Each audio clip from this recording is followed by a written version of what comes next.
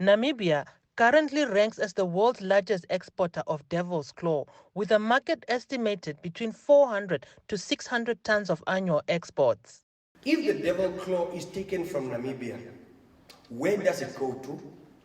Who buys it? At what price is it bought?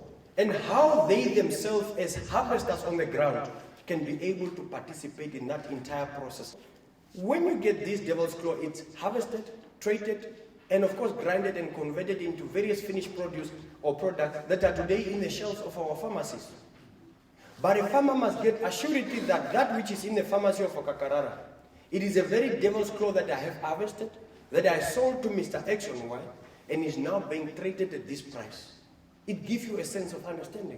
Uerikua says a means must be found to sustainably harvest the devil's claw. Our production systems that we have in place, they ought to be ethical in terms of the practices that are put on the ground. You are mostly in the middleman scenario, where you employ 50, 30 people, go out there, go harvest for me devil's claw, bring for me bags. But how do you, as people, take care of those guys?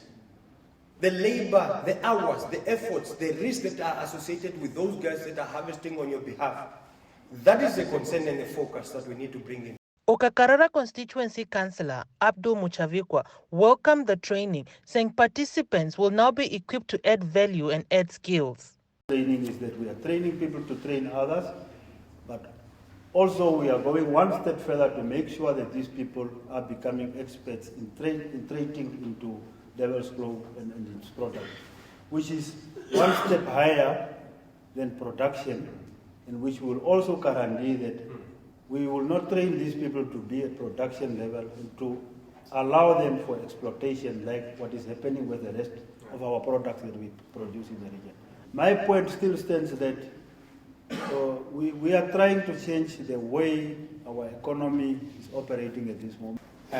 We are trying to see as a ministry and as a project with the stakeholders how we can tap into the natural value that is in the water bank, for example, the greater water bank. We need to tap into that market so that the inhabitants of this constituency can feel the value of having the water bank next to them from a tourism product perspective. The training was conducted by GIZ in conjunction with the Ministry of Environment and Tourism. Faith Sankwasam, NBC News, Okakarara.